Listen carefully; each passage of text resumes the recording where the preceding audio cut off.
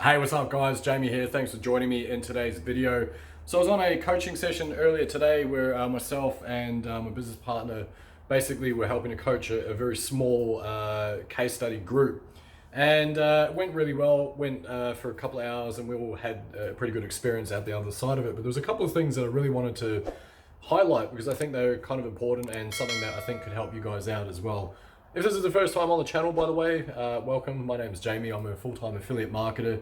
I'm a digital ad strategist. I'm a coach for a program for over 560 students. You're welcome to check out the link below and check out the free case study. If that's of interest to yourself, you're interested in really taking your affiliate marketing journey to the next level this year and beyond, feel free to book in a call and happy to discuss how I might be able to help you out. All right, so what's the deal? A couple of things. First and foremost, one of the key concepts that I noticed, and this is something that was one of the reasons why I was able to blow up my business back in the day, which was essentially because instead of doing more and more and more stuff, I did less. So my ability to focus on only a handful of different things in my business was the vital thing that actually helped propel me forward. And it wasn't adding all this complex stuff. It wasn't adding all these layers to it. It was really just focusing in on a couple of little pieces.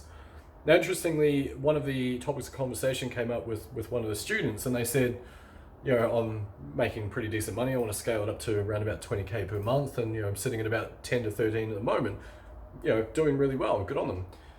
But the problem was that they were starting to think, okay, well, is this the time that I now start going into other things and doing other things and trying other stuff?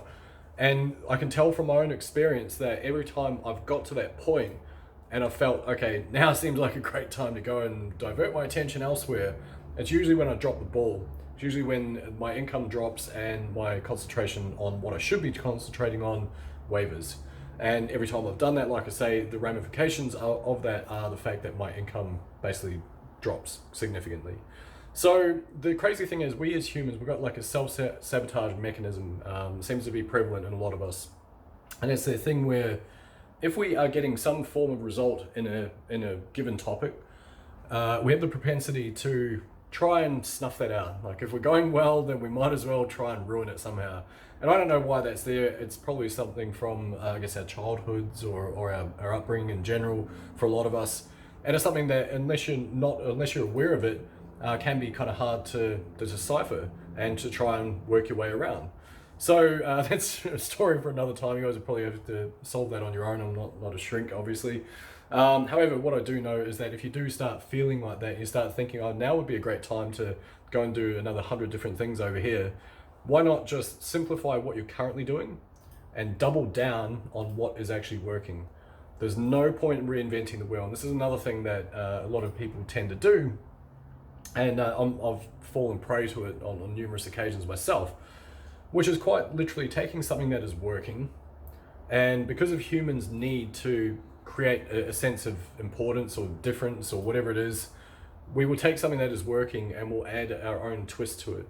And sometimes that twist can pay off, sometimes that's awesome, sometimes literally we can completely ruin it. And so I would encourage anyone, if you see people doing stuff that's working, model what they're doing by all means. You don't necessarily need to reinvent the wheel. Maybe you just need to make a slightly more efficient one. Anyway, guys, super quick one today. I just wanted to do a bit of a recap. There's a whole bunch of other stuff that we talked about. A lot of it's confidential. Unfortunately, can't release too much of it. The other thing I will tell you, and this is, again, for those of you that are focusing on, I guess, organic marketing techniques in particular, is the fortune is in the follow-up. And this is another topic that came up. Now, of course, this, I guess, historically applies to things like email or chatbots or SMS or retargeting ads for that matter, things like that. But it also applies to Facebook organic or LinkedIn organic or whatever you choose, whatever your mechanism is. In fact, any business in general, really, I think there's a whole bunch of it out there that is probably quite relevant in terms of following up.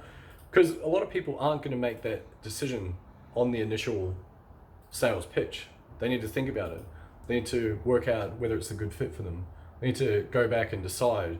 And sometimes purely just getting someone to revisit a cart page or revisit a video page or send them an email just saying, hey, still got that offer on, it's expiring in 3 days, you want in? Sometimes that can prompt them into action. Now, when you're doing that in Messenger, like I say, I think the key with that is it's slightly different, but you also want to make sure that you're setting deadlines along the way. So instead of leaving things open-ended now, and I want to confess here for a moment that sometimes I forget to do this myself, or sometimes I just forget to do the follow-up part, and I'm busy, right? But it's vitally important. What I mean by that is you need to frame it. So cool, when can I follow up? When's a good time to follow up? Should I follow up next Friday? Or you make a statement. Cool, I'll follow up with you next Wednesday. I'll follow up with you tomorrow. Does that work for you? Sure. Morning or afternoon? Afternoon, cool. 2 or 4? 4. Okay, cool. I'll give you a tingle back then. Something like that.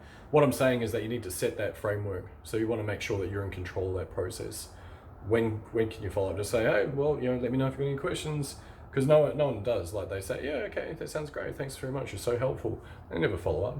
So you've got to take the initiative on that. You've got to frame it that you're going to do that as well. And that will help with your results massively. Anyway, on that note, guys, I really appreciate you tuning in. Once again, my name is Jamie. Feel free to hit the old subscribe button if you'd like to learn more about affiliate marketing in general. It's kind of my jam. I live it and breathe it.